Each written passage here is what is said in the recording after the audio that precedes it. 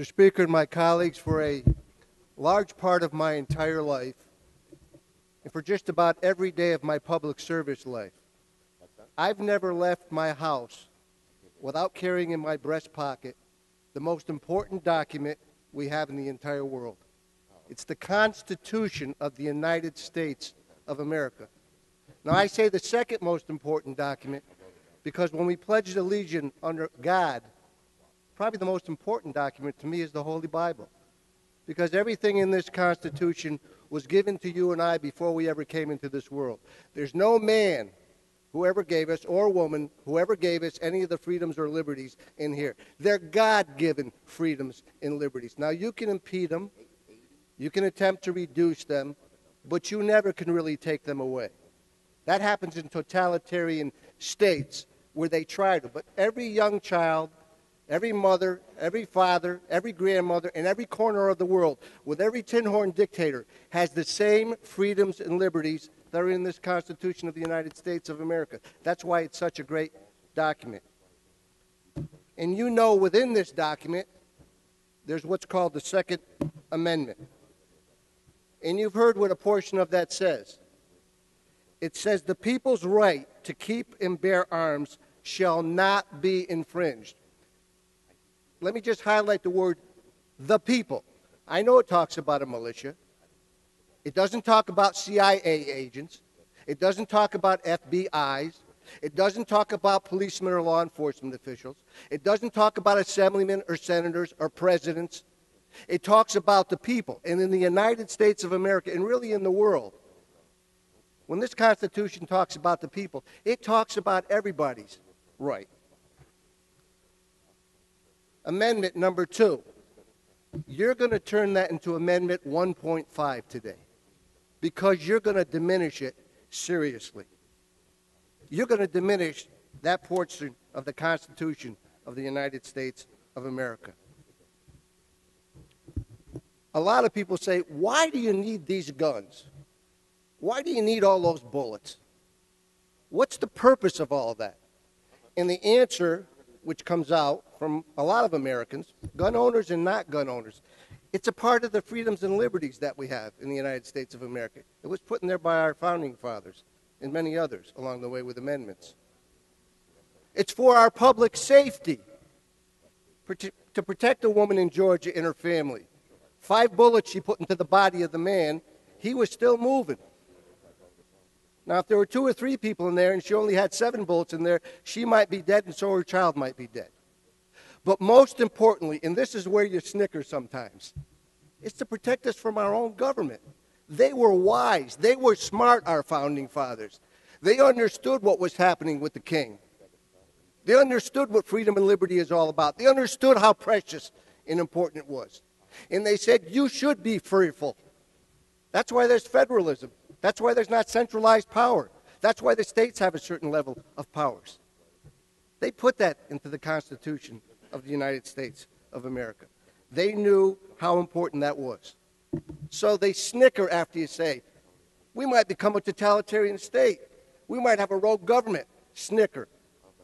I would venture to guess those same people, if they got the chance to go back over 100 years and sat down with that great president, Abraham Lincoln, would have said, Mr. Lincoln, you're going to start a civil war over the fact that you think our freedoms and liberties in this union is going to break apart over the scourge of slavery? You're going to actually start a civil war because of that? Take guns out and kill each other in America? He said yes. And they would have snickered at him. But we know what history had to say about how important that war was and what that meant to freedom and liberty in the future. And we still haven't reached it. But it was important to make that happen. You know, facts are very difficult things to deal with sometimes, especially when you have an agenda, especially when you have a political agenda.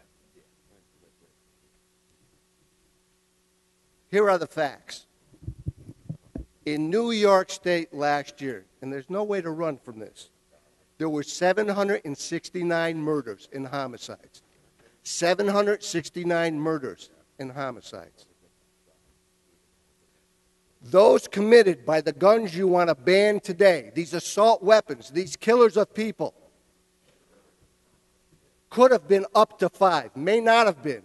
Up to 5.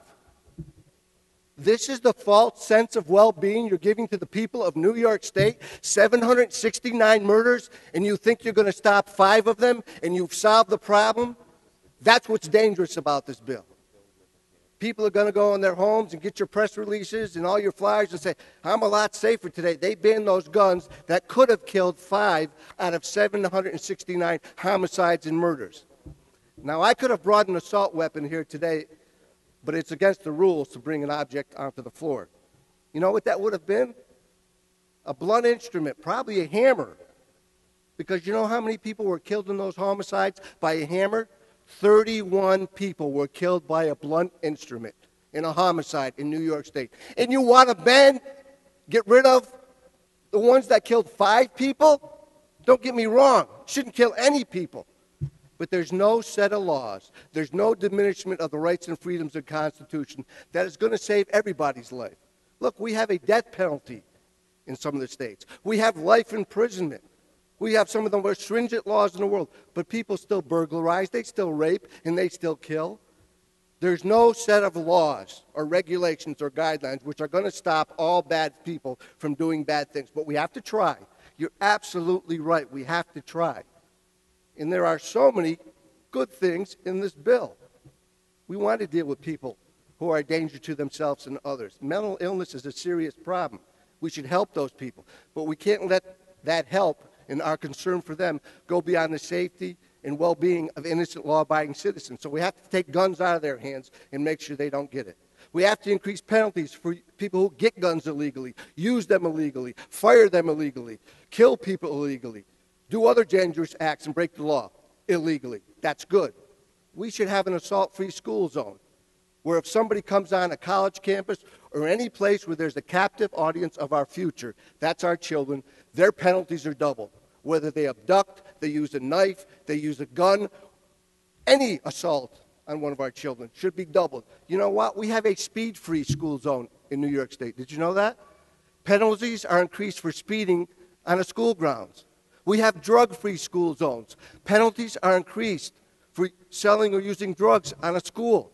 We don't have an assault-free school zone. We don't increase penalties for going on a school grounds and abducting a child or hurting a child or shooting a child. There's no increased penalties on our school, our future. We should have that. I agree with those. But the facts are very difficult things. 31 individuals of the 769 homicides killed by blunt instruments. 161 by knives, stabbings. Do you realize if you ban knives in New York State, you would have the potential to close to 100% or 75% better than banning those guns which killed less than 5 people? How can you seriously stand up there and say by banning a weapon that assaulted less than 5 people in this way, and all the other instruments we have here for the 769 homicides is going to create a better sense and should of well-being for the people and make them safer? How can you do that with a serious and straight face? And then the worst part of doing this is that you're using innocent children and adults who were murdered by a madman for your own political agenda. And in doing so, you're not only diminishing the rights and freedoms in this great document, the Constitution of the United States of America, all those freedom and liberties, but you're actually making people less safe. Because now they're not going to be able to protect themselves at the level they were before. And now there'll be that sense of well-being. My government has done something about that. You may have achieved that. Well, somebody said, you can fool all the people some of the time and some of the people all the time. But you can't fool all the people all the time. And they will rise and they will understand what you've done here. And I think that's going to come to bear in the future for you in your districts. And I think this is a tragic day for freedom and for liberty, not only here in New York State and this nation, but in the world. Thank you, Mr. Speaker.